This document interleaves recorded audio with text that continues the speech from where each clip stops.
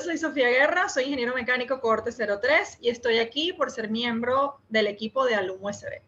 Esto quedará grabado y lo podrán ver en todas nuestras redes sociales en Facebook, Instagram, Twitter, LinkedIn, YouTube, Spotify y Google Podcast. Muchas gracias por estar aquí. Como parte de nuestro espacio conversando con USBistas, voy a estar hoy con Magdalena de Luca, quien es computista egresada de la Simón Bolívar y decidió ser emprendedora en una época donde ser empleado era la opción más atractiva. Bienvenida Magdalena, gracias por aceptar nuestra invitación. Hola, gracias a ustedes por invitarme. Puedo ser Magdalena de Luca o MDL, sabes que esa es mi marca Con tu marca personal y siempre. personal. Y bueno, hizo carne 73, lo he visto todo. Justamente ya de eso vamos a hablar. Nuestra primera pregunta siempre es, ¿corte o carnet? Porque no sé si sabes cómo la diferencia generacional entre una y la otra. Sí, en mi época todo era carnet. Tú te distinguías por carnet 73 y de ahí en adelante después pasamos a hacer los siete saurios, ¿sabes? Y todas esas mutaciones que hubo sobre quiénes éramos y quiénes no. Y lo de la corte pues nunca llegó a mí, pues. Bueno, Magdalena, brevemente, sabemos que tuviste una infancia en la que te tuviste que ir del país, pero luego regresaste en una época un poco complicada. Cuéntanos un poco cómo fue esa travesía, que fuiste una niña que viajó sola cuando Sí. tenías como unos 10 años y que terminaste después en la Simón Bolívar. Cuéntanos rapidito cómo Sí, fue eso. es muy loco todo, pero cuando comienza el proceso, yo nací en 1956, cuando comienza todo el proceso de todo lo que fue el cambio político en el país hacia la democracia, el tema Venezuela era terrible, todos los días había muertos en la calle, mis padres italianos, y decían, oye, no puedo mandar a mi hija al preescolar porque había mucho peligro. Y básicamente decidieron mandarme a Italia, pero mandarme a Italia en un barco con mi padrino. Y básicamente a los 6 años viajé a Italia para ir a estudiar y poder avanzar en mi vida profesional. Mis padres, muy interesantes, siempre, a pesar de ser italianos, muy venezolanos, como digo yo. Incluso me pusieron mi bandera de Venezuela y me dijeron, cuando te digas que eres italiana, tú eres venezolana y sacas tu bandera. Por ahí empieza todo el tema, además de ese nacionalismo tan duro. Y después de 4 años sin internet, con cartas escritas y haber terminado mi quinto grado en 4 años, porque yo era muy buena estudiante, regreso a Venezuela en avión, la primera niña que viajó en avión sola, ahí sí no tenía compañía, y definitivamente llegué incluso sin saber ya hablar español, porque había aprendido a leer y escribir en italiano y todo lo demás, y mis padres me escribieron ya en un colegio para solo español. Ahí tuve que repetir el quinto grado, sexto grado, hice todo mi bachillerato aquí en Venezuela y luego, bueno, yo tenía, sabes, la ilusión de entrar en la Universidad Simón Bolívar. Para mí ese era el reto, yo era una muy buena estudiante, mi promedio era 19 y 20 y para ese entonces ese era el reto, entrar en la Simón Bolívar y definitivamente fue la única universidad a la que apliqué. Luego de pasar el examen y todo lo demás, ese día de ver en el periódico, en la época del periódico, las listas y verme ahí para mí fue una cosa maravillosa, pero con una diferencia importante. Yo me había inscrito en la carrera de matemáticas puras, era lo que yo quería estudiar. Definitivamente, el día que voy a inscribirme a la universidad, pues en matemáticas puras, había un grupo de personas reclutando personal para estudiar, gente para estudiar la carrera del futuro, ingeniería de computación. A la universidad habían llegado unos franceses con unas ideas y habían armado un semipensum, que era igual que matemáticas más 3 materias más. Y ahí, pues nada, yo cuando vi la palabra futuro, para mí fue, vi el pensum, vi la palabra futuro, y ellos me decían, es que si te gradúas de matemáticas solo vas a poder dar clases, si te gradúas de esto, ingeniería de computación es el futuro, el mundo va para allá. Yo me cambié de fila y simplemente me escribí como ingeniero de computación. Y cuéntame qué recuerdas de esa época, Magdalena. Ahorita fuera de cámaras me decías que nada más había 2 edificios en la universidad en esa Sí. época. Cuéntame qué recuerdas de Claro, esos momentos. había muchas cosas distintas, pues la universidad luego fue creciendo, había solo 2 edificios y había un montón de moscas, porque eso antes era una caballeriza y donde hay caballos, las moscas se quedan y básicamente la universidad la habían construido sobre ese espacio, los caballos se fueron, las moscas se quedaron y en clase vivíamos así con un montón de cosas de esas, ¿no?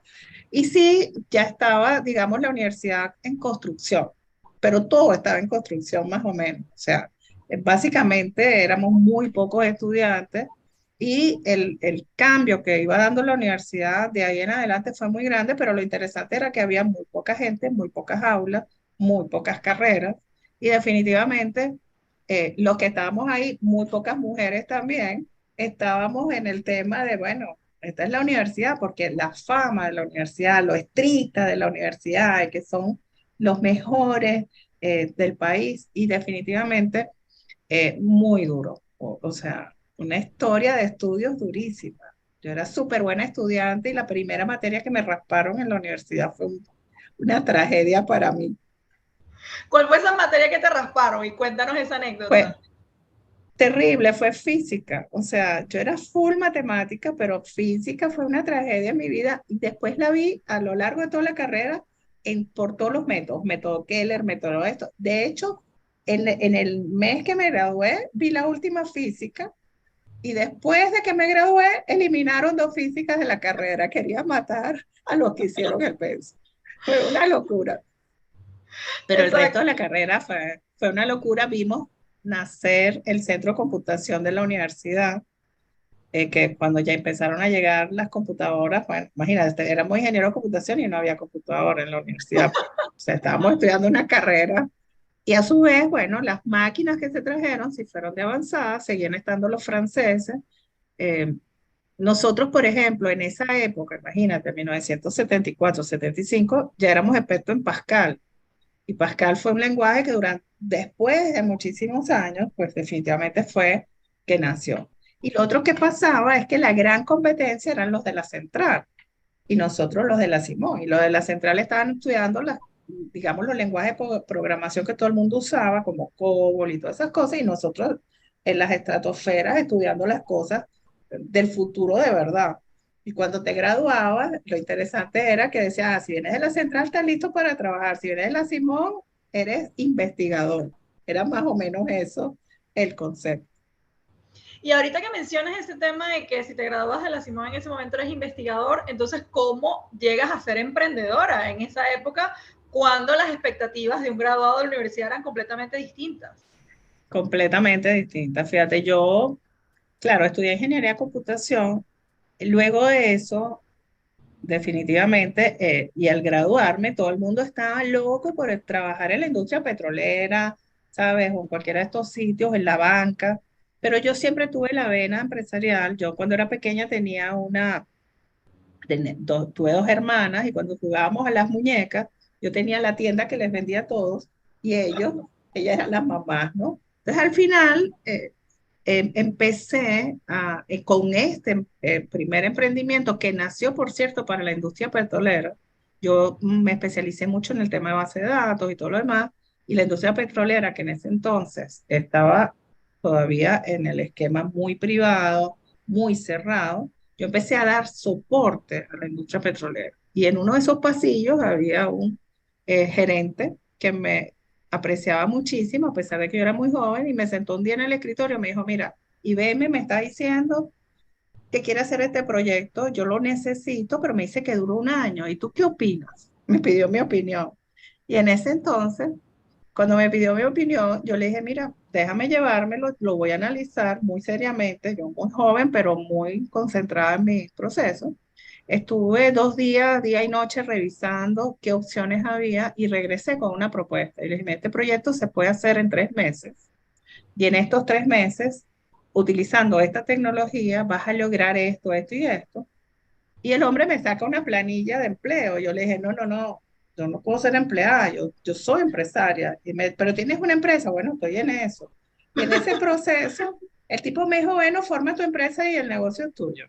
Tú lo vas a hacer con la gente que tú quieras. O sea, fue una locura, porque además de formar la empresa y todo lo demás, yo estaba exactamente en ese tiempo casándome, me fui de luna de miel, volví, y allí cuando regresé, ya tenía la empresa, ya tenía armado lo que quería hacer, ya quería devolver a mi esposo para su casa porque básicamente no iba a tener tiempo porque el proyecto no era en Caracas, el proyecto era en Lagunillas, era en Maracaibo, era súper lejos. Y al final, cuando llego a la industria con mi proceso, o sea, después que me tuve que inscribir y papeles, una cantidad de cosas para poder trabajar con ellos, él confió en mí, esa gerencia confió en mí, pero definitivamente el proyecto era algo así como que tú lo empiezas hoy, cuando lo termines yo te pago. O sea, en el interín no había más nada, solo viáticos y cosas de eso. El proyecto duró 3 meses y así nace mi primera empresa, que fue BDT, mi primer emprendimiento. Nosotros llegamos a tener más de 300 personas colocadas en tecnología en los siguientes 2 años en la industria petrolera. Y ese fue mi primer emprendimiento de crecimiento. Y definitivamente en el interín yo seguí desarrollando mi vena empresarial y ese emprendimiento. Empecé a estudiar en el IESA todo lo que era mercadeo y todas esas ideas diferentes. Además de eso, empecé a ver qué estaba pasando en el mundo afuera, empecé a viajar, traje tecnología al país diferente y fui viendo, de hecho era comiquísimo, yo salí una vez a Bélgica a buscar unas herramientas que después fueron el futuro como tal. Y yo le decía, yo quiero traerme el producto de Venezuela. Me decía, no, pero es que todavía no estamos viendo África. No, es que es Venezuela, es América. Afuera ni siquiera entendían que Venezuela podía tener ese tipo de cosas. Todo estaba muy incipiente, pero yo digo que tuve la visión, la suerte, las ideas. Y en el interín seguí estudiando un posgrado de investigación de operaciones en la Universidad Central, porque el tema de modelos matemáticos era maravilloso. Todavía la Simón Bolívar no manejaba el tema de posgrado. Fíjate lo incipiente que estaba todavía la universidad, muchísimas cosas.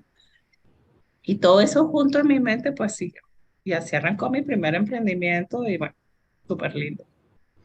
Magdalena, me llama mucho la atención una cosa. ¿Cómo crees que incidió en tu carrera profesional la formación de la universidad? Porque puede parecer un poco distinto a lo que te enseñaron a hacer en la universidad. Entonces, pero igual, ¿cómo crees que eso influyó en lo que eres como profesional? Influyó muchísimo porque fíjate, yo no soy una empresaria que vende, yo soy una empresaria que vende e implementa. Y Ok. ahí la universidad fue realmente la mejor base. O sea, las empresas que solo venden cosas y nunca las usan, nunca logran el éxito del proyecto, son las que no llegan a ningún lado. En el caso específico, siendo mujer, siendo ingeniero en computación y todo esto, un punto muy importante era ser súper profesional, súper técnico. O sea, en ese entonces no creían en la gente. Imagínate, yo pasé por todas las cosas que te puedes imaginar como empresaria mujer, además, pero como yo sabía mucho y estaba certificada en muchas cosas, pues definitivamente, y eso sí me lo enseñó la universidad. La universidad te enseñaba a deducir todo, a investigar, a trabajar, y eso para mí fue buenísimo y sigue siendo buenísimo. Cuando mis empleados dicen, pero es que usted tiene la bola de cristal y está viendo el futuro 3 años antes, porque yo, dentro de mi formación, lo primero que hago es eso, es pensar, investigar, probar y entender pues que para dónde queremos ir. Y dentro de esos obstáculos que te encontraste en ese camino, escuchaba uno de tus videos donde dices que hay que aprender a enfrentarse a las crisis. Entonces, cuéntame cuál fue una de esas crisis, cómo la enfrentaste, qué hiciste.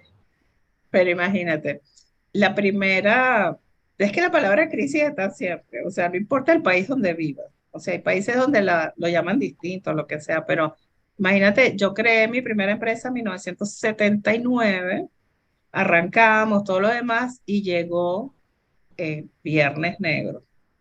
El Viernes Negro en su época era cuando el dólar cambió de 4.30 y se iba a acabar el país, se iba a acabar el mundo, se iba a acabar todo. Y lo más interesante en el país es que lo que había de tecnología estaba muy, muy dependiente del exterior, tanto el hardware como los servicios, como todo. Y para mí eso fue una oportunidad de oro, porque nosotros éramos servicio en bolívares, en Venezuela, crecimos en ese momento muchísimo y muchas de las empresas empezaron a contratar más servicios venezolanos. Yo formé, o sea, más de 300 personas. Mucha gente todavía en las redes saca digamos, porque yo daba entrenamiento full, o sea, yo no, siempre creí en que la gente había que capacitarla cada vez más y yo misma daba los entrenamientos en la empresa para garantizar que estuviéramos en la última tecnología y todo lo demás. Y eso en ese momento nos fortaleció muchísimo. Esa fue la primera. Y de ahí para adelante todas las crisis políticas, sociales, no solo ya de un país, porque luego empecé a crecer internacionalmente y entonces me traje la crisis de todos los países como potencial de crecimiento. Y Magdalena, hablando de eso, porque estamos hablando como de una época, digamos, 80, 90 por ahí, pero recientemente te mantienes vigente en la industria y en tu descripción de tu red social, de tu Instagram, dices, ¿el futuro será digital o no será? ¿Cómo nos explicas a ti, a nosotros esa frase? ¿Qué significa para ti? Bueno, fíjate, yo he visto toda la película de la tecnología, básicamente toda. Y el futuro cada vez, o sea, el día a día es cada vez más digital. La pandemia aceleró un proceso de transformación donde al todo el mundo tener que estar encerrado, usaron la tecnología cada vez más. Entonces, los empresarios que no querían ir a digital tuvieron que acelerar porque ya no podían estar en físico. Y lo que está pasando desde en todos los ámbitos, en la educación, en retail, en todo, es que la tecnología es un gran habilitador. Y ese habilitador ha permitido inclusive no solo superar estos procesos tan complejos como la pandemia, sino crear nuevos modelos de negocio. Un emprendedor hoy día puede emprender en digital sin tener ni siquiera dónde operar. O sea, está realmente en la nube y todo el mundo ahí. Yo implementé el teletrabajo hace 14 años, cuando no estaba pasando nada en el mundo. Y cuando yo empecé a hablar de teletrabajo, mis amigos me decían, tú estás loca, ¿cómo sabes que la gente está trabajando? Y digo, pues es que eso a mí no me importa, yo trabajo por objetivos, por resultados, que trabajen en la playa, donde quieran. Y esa siempre ha sido mi visión, porque la gente mide los riesgos como una cosa distinta, ¿no? Entonces, la base digital está, y está en toda, o sea, en nuestra vida, que hoy día se ha convertido en la vida 4.0. Estamos en la cuarta revolución industrial con todos los juguetes, inteligencia artificial, Internet de las cosas, cada vez más ancho de banda, la televisión se reconvirtió, los taxis se reconvirtieron y todo detrás tiene tecnología, tiene digital. El problema crítico, que es en lo que yo estoy hablando hoy día, más es cómo humanizar, porque si yo dejo que lo digital invada todo, ¿qué va a pasar con la gente? O cómo humanizo esa relación digital con los clientes, con los empleados, con los hijos, con la familia y con todo el mundo, porque pudiéramos ser tan estrictos digitalmente que cambiaríamos las relaciones humanas y eso no puede ser. Fíjate, en estos momentos hay un súper agente inteligente en el mundo, super bot, que hasta te puede hacer la tarea, o que puede hasta programar, o puede hacer todo. O sea, ¿qué hacemos con la gente? O sea, ¿cómo vamos a enfrentar todo este mundo? Y yo estoy acelerando el proceso de transformación digital, pero siempre con el criterio de humanización. Eso es muy, muy importante. Ok, eso que hablas, que mencionas, lo interpreto como que hay una posibilidad que de alguna manera estas nuevas tecnologías sustituyan el trabajo que hacemos los humanos, que hacemos en el día a día. Entonces, Sí. ¿cuáles son tus perspectivas en ese sentido? ¿Cómo podemos combinar la parte humana, pero usar lo que dijiste, la tecnología como un gran habilitador para todos estos procesos? Es así. Fíjate, hoy día un bot puede reemplazar muchas de las funciones de un call center. O sea, todo lo que puede ser atención, que hoy día es hecha por personas en tareas repetitivas, en tareas transaccionales que salen de un sistema, pueden ser sustituidas. ¿Quién entrena al bot? ¿Quién entrena a ese agente artificial? Tiene que ser gente.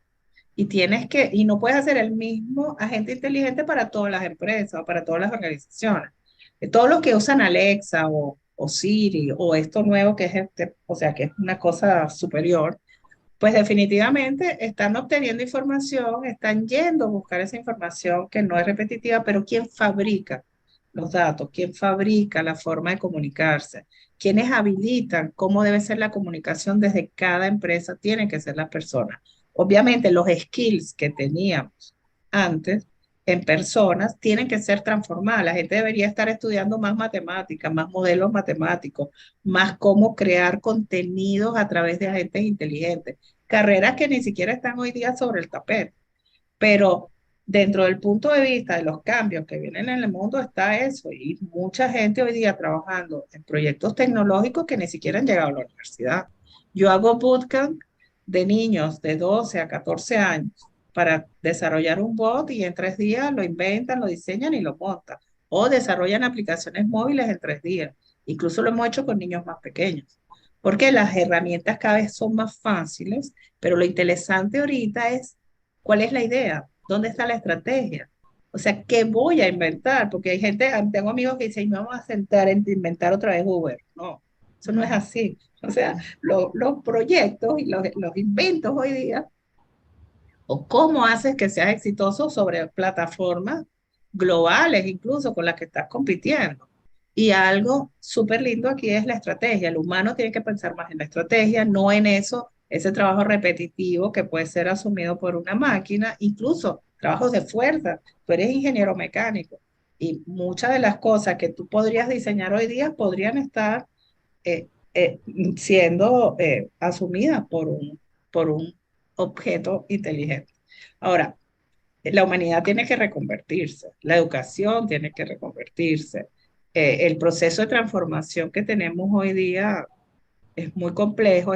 Yo estoy trabajando por cambiar la educación y usar la tecnología en la educación y nos encontramos con unos pensum escritos hace 100 años, ¿sabes? Antes de yo nacer más o menos, que no han cambiado en el tiempo.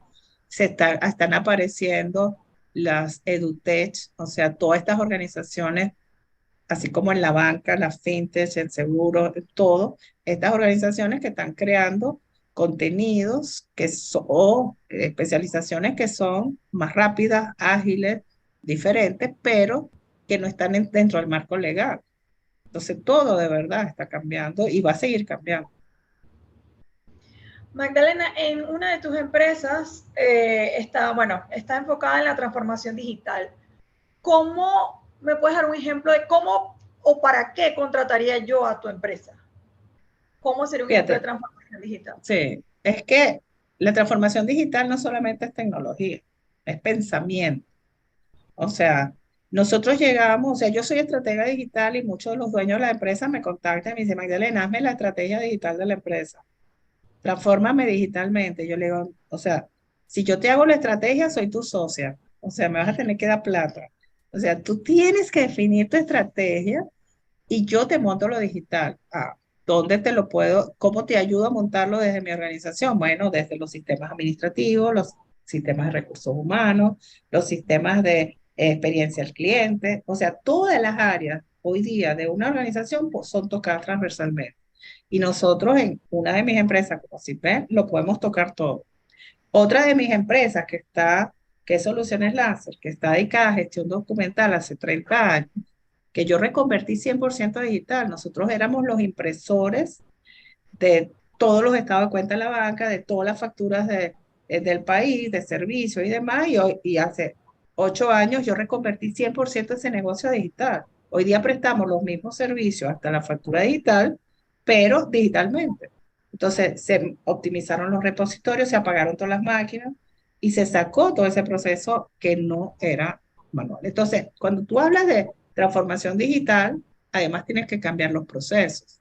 No es lo mismo un sistema de recursos humanos donde haya autogestión del empleado, incluso desde el reclutamiento, a que tenga 7 personas ahí llenando planillas, haciendo cosas. O sea, es básicamente cambiar la forma de trabajo, el proceso, y nosotros tocamos transversalmente todas las áreas de la organización, la metodología de trabajo y los llevamos a unas metodologías ágiles y además de eso agregamos, digamos, toda esa capa de recomendación de, oye, tienes que cambiar los procesos y vas a reducir gente, sí, vas a mejorar tu negocio, sí, pero tienes que tener una estrategia. Y hay muchos empresarios todavía que no tienen estrategia. O sea, que no han entendido. Ellos piensan que el mundo va a volver a ser igual. Así como que hay gente que dice, ah, yo quiero la Venezuela de hace. No, ahí estamos fabricando una empresa nueva. Estamos fabricando un país nuevo. O sea, de verdad. Y en esta fábrica no podemos ni echar para atrás, ni cometer los errores, digamos, del pasado. Y ahí es donde nosotros logramos optimizar. ¿Y cuál es el rol, por ejemplo, de las redes sociales dentro de estas estrategias de transformación digital? Bueno, el rol es súper importante. No eres nadie hoy día si no estás en alguna red, ¿no? Lo primero que tienes que hacer es escoger en cuál. No puedes estar en todas, no debes estar en todas. porque no todas están orientadas a tu estrategia. Entonces, lo más importante, la red es presencia, es eso, ahorita cambiaste el gran edificio por la red, ¿ok? Y ahora tienes que saber cómo está. Entonces, tienes que escoger tanto como persona como organización, realmente a quién te estás enfocando, cuál es tu mercado y dentro de eso definir bien cuál va a ser tu estrategia digital, porque las redes son una estrategia digital donde además estás trabajando hoy día incluso en el tema crítico que tienen las organizaciones. Antes nadie se quejaba de un call center o por una carta que nadie más veía. Hoy día algo te salió mal en un sitio y lo vas a ver el planeta. Y sobre todo las nuevas generaciones van a decir, bueno, aquí no voy, ¿okay? Mira lo que pasó. Entonces, el tema de las redes es crítico, es el corazón hoy día de muchos procesos. Y ahorita que mencionas, Magdalena, que cualquier cosa que pase, en particular que salga mal, que todo el mundo se entere, ¿has tenido alguna crisis en redes sociales que hayas tenido como que salir a apagar un fuego y decir cómo resuelvo esto? Porque tu generación de repente no es la generación que es una nativa digital. Entonces, ¿cómo ha sido para ti este proceso de vincularte a las redes sociales? Hoy día todos son migrantes digitales, ¿no? La crisis que yo he tenido es que mucha gente me dice, oye, te volviste influencer, ¿no? O sea, ese no fue mi objetivo. Mi objetivo es hablar de lo que sé hacer, no es lograr los millones de seguidores. Entonces, no, realmente no he tenido crisis. Ok. Y te veo hablando como de una manera muy fluida, como de todos estos temas, y sabemos también que tienes dentro de todas las cosas que haces, tienes también como un lado de conferencista. Entonces cuéntanos un poco cuáles son esos temas, los que manejas, a quiénes les hablas, cuál es digamos, la información que llevas tú a través de estas conferencias. Mucho sobre emprendimiento, muchísimo. El tema más común hoy día es el emprendimiento. Okay. De lo que quiere oír todo el mundo, del emprendimiento de una mujer, cómo empoderar más mujeres. Hablar de la transformación digital sin miedo, las cosas ocultas y las cosas de futuro. Hoy día, por ejemplo, yo le hablo a los jóvenes y tengo 66 años, pero la idea es motivarlos también a que hay un futuro. Hay mucha gente joven que no tiene claro cómo llegar, digamos, a un camino más fácil. O todos quieren ser empresarios, o todos quieren. Entonces, ese es el tipo de conferencias que estoy dando, más las conferencias sobre las tendencias y todo lo demás. Yo toda mi vida he sido, digamos, habladora. O sea, siempre me ha gustado el tema de poder formar gente. Siempre di curso, siempre he dado entrenamiento. Hoy día manejo más de 600 personas a nivel regional, pero el año pasado, por lo menos en eventos, toqué más de 5.000 personas. O sea, es un reto. Y cuéntame una cosa, porque sigues hablando o te sigues refiriendo como emprendimiento, pero ya podría yo, dentro, digamos, de mi poco conocimiento de tu área, considerarte una empresaria. ¿Todavía te sigues considerando emprendedora? Sí, yo soy empresaria, pero sigo siendo emprendedora. Hay gente que, o sea, mi gente dice, quédese tranquila, no invente más nada. No, yo sigo emprendiendo.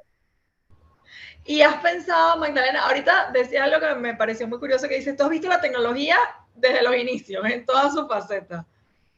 ¿Has pensado retirarte? ¿Qué tiene que pasar para que te retires? O sea, no sé, sería que muera, una cosa así como esa, pero definitivamente hoy sigo teniendo muchísimas ideas. Estoy apoyando a muchos jóvenes en que emprendan, porque no solo tengo que emprender yo puedo ayudar a otros. El retiro no está en mi roadmap, eso sí te lo digo. O sea, hoy por hoy estoy más activa que nunca. Esta semana estoy hablando de cambio, cambio, cambio. Todas mis oficinas están patas arriba. Nosotros operamos en 17 países. Toda la organización y toda la estructura organizacional que manejamos se cambió de todo, ¿sabes? Todas esas cosas jerárquicas horribles a células. Nosotros somos como un cuerpo humano donde aquí todo el mundo más o menos manda y donde todos los líderes tienen crecimiento. Tengo muchísima gente joven con muchísimas ideas. Y algo que es una estrategia en mi vida y es mi forma de vivir es el cambio. Y dentro de 2 semanas voy a cambiar el corte de cabello, el color también. O sea, aparte de todo, para mí eso es una constante. Ahora, ¿cómo paras esa forma de pensar? O sea, yo tengo más de 40 años de graduado, más de 40 años emprendiendo, penetrando territorios complejísimos. Mi primer país después de Venezuela fue Bolivia, para que tengas una idea. Y la gente me dice, tú te vas a ir a Bolivia, a La Paz. Y bueno, sí, porque no me voy a ir a un país donde todo está listo, donde todo está hecho. O sea, yo voy a ir con lo que yo sé hacer a otros lados. Y después vino Perú, y después vinieron las Islas del Caribe, y Centroamérica, y Ecuador, ¿sabes? Y poco a poco, ese transitar por toda la región, oye, hay tanto que hacer. Y ojo, y los venezolanos que venimos del futuro, tenemos más que enseñar. Así que es súper poderoso. Cuando en Venezuela ya se estaban haciendo cosas digitales, en otros países estaban atrás.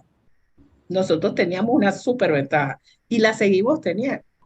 Venezuela hoy día aceleró digitalmente gracias a una crisis muy, muy compleja. Es el único país en el mundo que tiene una billetera bancaria donde todo el mundo transa por una aplicación móvil sobre 41 bancos es Venezuela. Y eso se montó en mes y medio, ¿ok? Toda la banca, no existe en el mundo un proyecto similar. Y hoy por hoy se puede hacer pago móvil de persona a comercio, comercio a persona y cualquier cosa con una huella. Y todo eso gracias a una crisis y al acelerar una transformación digital, usar la tecnología para algo que resolvía un problema. Los venezolanos somos capaces de manejar eso y yo más venezolana que nadie. O sea, algo como yo hablaba al principio, que me llevé mi bandera, bueno, lo primero que yo hago cuando llego a otro país es decir, somos venezolanos. Pongo mi bandera, porque además eso es un valor. O sea, no es ¿sabes? No es que te van a menospreciar por eso, mientras tú demuestres que eres exitoso, que tienes casos en los cuales puedes hablar de cómo le vas a cambiar la vida. Y eso es lo que me pasó a mí en mi internacionalización. Yo, imagínate, mujer yendo a países como Bolivia, donde nunca me reuní con una mujer, o sea, nunca. Todos eran iguales y yo me llevaba mis chaquetas con los colores más estrambóticos para que se viera bien que no era la de blanco y negro y normal. Y bueno, incluso me pasó en algunos países que el empresario no me recibía por ser mujer. Hoy día no es así porque hoy día te estoquean.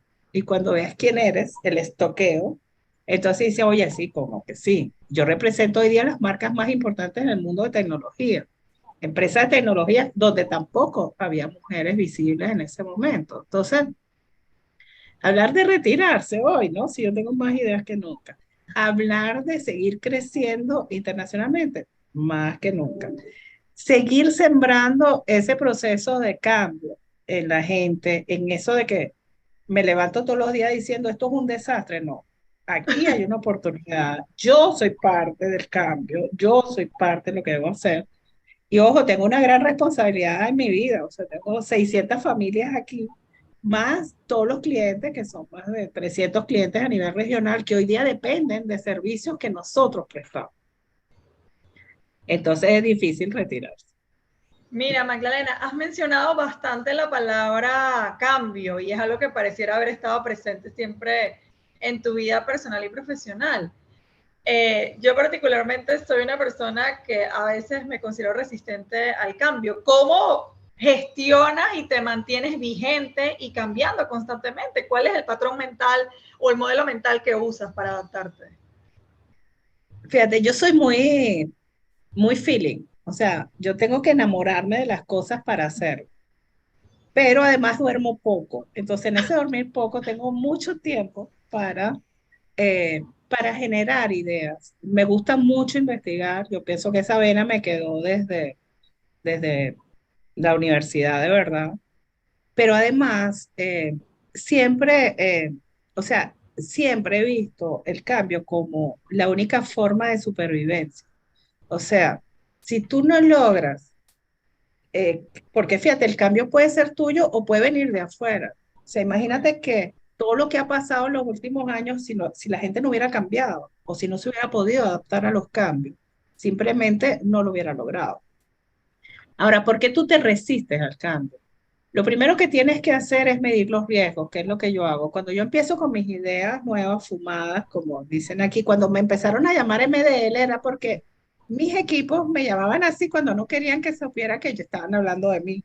Oye, Magdalena otra vez viene con algo, ¿sabes? Unas cosas así. Después, bueno, lo usamos como marca. Pero básicamente lo primero que hay que entender es cuál es el riesgo en este caso. O sea, yo genero una idea y en esa idea lo primero que mido son los riesgos y en esos riesgos evalúo qué pasa si me puedo equivocar rápido y echar para atrás o para adelante, pero si no haces cambio definitivamente no va a haber posibilidades de crecimiento y eso también es importante. O sea, hoy día en estos días un empresario me invitó a hablar del futuro, ¿no? Yo le dije, bueno, pero es que yo no soy bruja, pues no tengo la bola de cristal. No, pero es que necesito moverle el piso a mi organización. Y mi primera lámina decía, el futuro es en tiempo real. Y es así. O sea, antes, en mi época pasada, las empresas planificaban a 5 años, algunas súper atrevidas a 10 años. Hoy día planifiquemos como que este mes, más o menos, ¿no? Porque hay tantas cosas que pueden influir en tus procesos externos, no necesariamente internos, que definitivamente tienes que hacer que tú te puedas adaptar al cambio o ser tú el agente de cambio, porque eso también es crítico. O sea, mucha gente dice, no, yo tengo miedo al cambio. Ah, bueno, pero llegó algo y tuve que cambiar. Si sigo resistiendo, o sea, es un tema.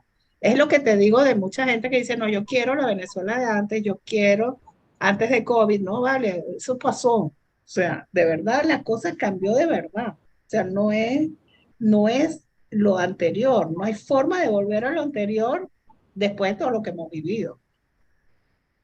Mira, Magdalena, y conectando estas últimas dos cosas de las que comentas, de que no te quieres retirar y que además estás dispuesta a estar cambiando completamente. ¿En qué andas ahorita? ¿Cuáles son los próximos proyectos que nos puedes compartir? ¿En qué estás trabajando? Fíjate, mucho crecimiento en todo lo que es la estrategia de cómo usar la inteligencia artificial efectivamente. O sea, no por moda nada más, ni cómo ayudar en estos procesos. Lo otro que estoy trabajando mucho y quiero hacer crecer es el tema filantrópico un poco, ¿no? ¿Cómo puedo ayudar más a a estas asociaciones sin fines de lucro que están luchando por tantas cosas? Ya hoy día lo estoy haciendo a través de Venezuela Sin Límite, Unidos en Red. Estamos trabajando con más de 300 ONGs en ayudarlas a mejorar, a optimizar sus procesos, ya sea a través del uso de la tecnología o a través del uso de, digamos, de metodologías diferentes y es súper importante. O sea, el mundo necesita mucha ayuda. Latinoamérica y Venezuela, o sea, muchísimo. Nosotros estamos en una burbuja donde lo vemos todo diferente, pero hay muchísima gente que necesita muchísima ayuda y parte de los emprendimientos que quiero trabajar van a estar enfocados a eso.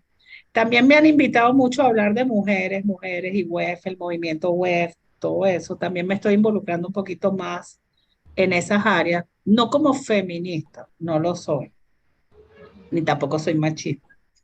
Ok, es importante porque finalmente, fíjate, yo viví una época muy, muy diferente, pero sí enfocarme también un poco más a eso. En los otros emprendimientos van a venir microemprendimientos, o sea, voy a hacer posiblemente split de algunas cosas que sabemos hacer hoy día y las vamos a ir llevando a, a otros proyectos. No los puedo develar todos ahorita. Pero mira, me encanta eso que comentas porque particularmente yo me siento muy conectada con eso que dices sobre el tema de ayudar. Esa es parte de mi propósito de estar en Alumno USB, de retribuir a mi universidad lo que recibí dentro de mi formación profesional y lo que me ha hecho, lo que ha formado parte importante de ser lo que yo soy. Entonces aprovecho y te extiendo la invitación a que nos incorpores dentro de esos proyectos secretos que todavía no has develado, porque sin duda nos gustaría trabajar de la mano con alguien que ha tenido tanta experiencia en este mundo, y más si podemos poner la tecnología y el conocimiento al servicio de los demás, en este caso muy particular al servicio de nuestra universidad. No, súper, muy bueno. Yo lo felicito por lo que están haciendo. Quiero ser parte de ese proyecto que ustedes tienen, con el mini tiempo que tengo, pero bueno, como son 20, yo soy 24/7, no hay problema. Así que seguramente habrá un espacio. Y tengo muchos colaboradores a mi cargo que varios de mis líderes de células vienen de la Simón Bolívar también. O sea que también es importante, vienen de esa formación también y de muchísimas universidades, de muchísimos institutos. Creo que tenemos que trabajar mucho por el país. O sea, yo nunca me voy de Venezuela en el avión y regreso amando más mi país, pensando en qué más puedo trabajar por Venezuela. Y ese también es un objetivo que todos nos tenemos que trazar en un mundo que cada día es más global, donde nuestros tecnólogos cada vez son más buscados y eso, o sea, es increíble cómo hemos eh, ayudado al mundo a crecer tecnológicamente y nos hemos ido quedando sin muchos de esos recursos. Hay mucha gente regresando, eso también es importante y tenemos que seguir fomentando eso, trabajar por nuestro país, trabajar por Venezuela. Es un país lleno de oportunidades. Es un país maravilloso y bueno, es mi país. Gracias por ese mensaje. ¿Algo más que quisieras comentar para ir ya cerrando? Particularmente yo, como también como mujer ingeniero, me emociona mucho ver tu camino, porque siento que en la medida que avanzamos y vamos cosechando éxitos, también abrimos caminos a las generaciones que vienen luego de nosotras. Es así. Nada, o sea, mi mensaje final es: creemos el futuro positivo que nosotros tenemos que hacer. O sea, no podemos esperar por los marcianos. O sea, nosotros somos parte de ese futuro y definitivamente estamos listos para enfrentar situaciones y manejar los cambios. Por lo tanto, yo estoy a la orden para apoyarlos, para seguir haciendo crecer este tipo de movimientos que tienen muchísimo, muchísimo impacto y que cada día van a seguir surgiendo, porque sobre todo en estas nuevas generaciones como la tuya, inclusive en las más jóvenes, el tema social, el tema de ayuda es muy, muy crítico y está dentro del ADN. Y por lo tanto tenemos que lograrlo. Rescatar o ayudar a una universidad como la Simón Bolívar, o sea, es un lujo. O sea, tenemos que hacerlo. Pero además de eso, en muchas instituciones donde hoy día podemos aportar valor. Para mí, como les digo, el futuro será digital o no será. El reto va a ser humanizar, pero humanizar no solo en la parte, digamos, de lo digital, humanizar como en todos los procesos de nuestras vidas y seguir trabajando. O sea, no hay nada que nos detenga para eso. Ya no están las paredes de los edificios, de las oficinas. Ahorita la ubicuidad es posible y ojalá podamos reconectar a tanta gente que hoy día está en el mundo. Otros que se fueron, que murieron. Yo tengo muchos compañeros que ya no están y que también hicieron su parte en un momento dado de mis promociones y de verdad seguir reencontrándonos en los espacios que se puedan. Eso es muy importante. Y hablar en positivo. Muchas gracias, Magdalena, por tu tiempo, por compartirnos tu experiencia. Nos contenta muchísimo haber podido conectar contigo. Esperamos podamos seguir trabajando en pro de la universidad. Muy agradecidos por concedernos esta entrevista y por dejar muy en alto nuestra universidad. Eso creo que es algo que a mí me llena de muchísima emoción, saber que todo eso que has hecho de alguna manera tiene el sello de la Universidad Simón Bolívar. Mucho éxito igual también No, en estos nuevos claro planes. que sí. Gracias a todos ustedes y gracias por lo que hacen todos los días. Gracias también a todos los que nos ven y nos escuchan. Si tienen alguna sugerencia de algún USBista que les gustaría escuchar en nuestra sección, lo puedes compartir a través de nuestras redes sociales o en nuestro correo electrónico entrevistas@alumusb.org. Por aquí abajo seguramente vamos a dejar todas las redes sociales en las que puedes también contactar a Magdalena y por supuesto seguirnos en Alum USB. Muchas gracias. ¿Sabías que el 80% de nuestros ingresos provienen de donaciones recurrentes?